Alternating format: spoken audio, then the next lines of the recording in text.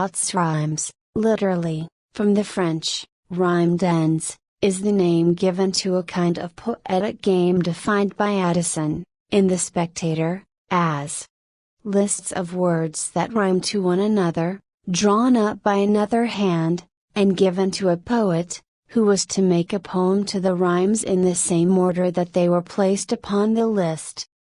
The more odd and perplexing the rhymes are, the more ingenuity is required to give a semblance of common sense to the production.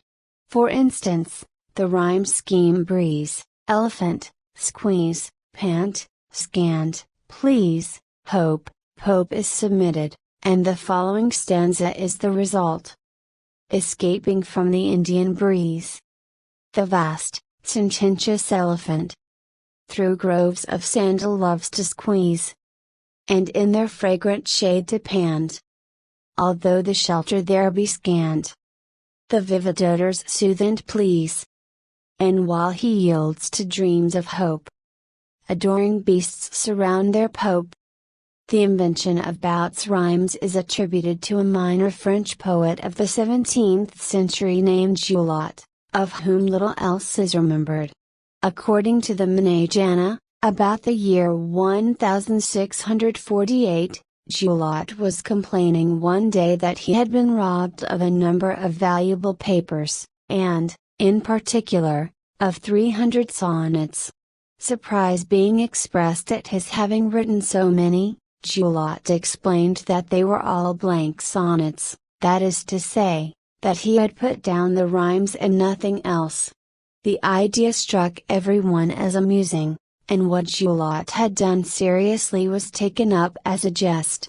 Bouts Rimés became the fashion, and in 1654 Jean-François Sarrazin composed a satire against them, entitled La défaite des Bouts Rimés, the defeat of the rhymed ends, which enjoyed a great success. Nevertheless, they continued to be abundantly composed in France throughout the 17th century and a great part of the 18th century. The Academy at Toulouse have also contributed towards keeping in countenance the Bouts Rimés, by holding an annual contest of 14, to describe the glories of Louis XIV of France. The victorious sonnet was rewarded with a medal. An instance of this is the following one, filled out by P. Camire. Tout estate grand dans la roi, l'aspect sol de son buste. Rend nos fevers inimis plus feroids que des glaçons. Et Guillaume n'attend que le temps des moissons. Pour savoir sa commerceuse en bras si robuste. Quan ni nous vent plus les miracles d'Auguste. Louis de Bienrenner Louis Frot de la Cons. En vain gallo d'extans ses chansons. Moins que mon heroes il est tout sage et juste, etc. In 1701 Etienne Malmans, d. 1716, published a collection of serious sonnets, all written to rhymes selected for him by the Duchess of Maine. Neither Perron, nor Marmontel, nor Lamotte disdained this ingenious exercise, and early in the 19th century the fashion was revived.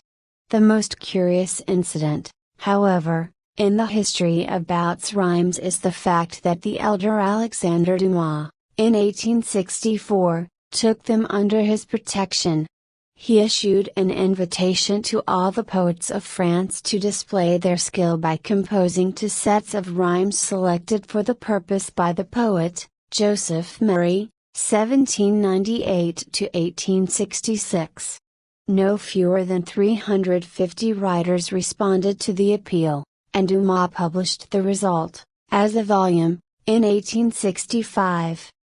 W. M. Rossetti, in the memoir of his brother prefixed to Dante Gabriel Rossetti's collected works, 1886, mentions that, especially in 1848 and 1849, he and Rossetti constantly practiced their pens in writing sonnets to Bouts Rimés, each giving the other the rhymes for a sonnet, and Dante Gabriel writing off these exercises in verse making at the rate of a sonnet in 5 or 8 minutes.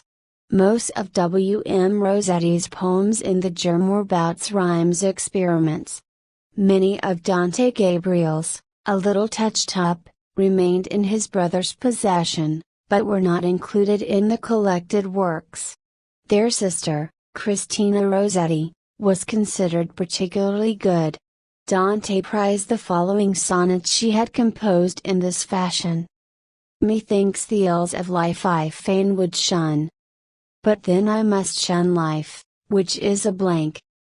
Even in my childhood oft my spirit sank, thinking of all that had still to be done.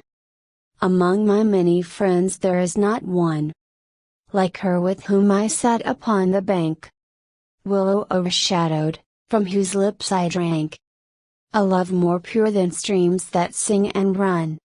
But many times that joy has cost a sigh, and many times I in my heart have sought for the old comfort am not founded yet. Surely in that calm day when I shall die, the painful thought will be a bliss thought, and I shall sorrow that I must forget.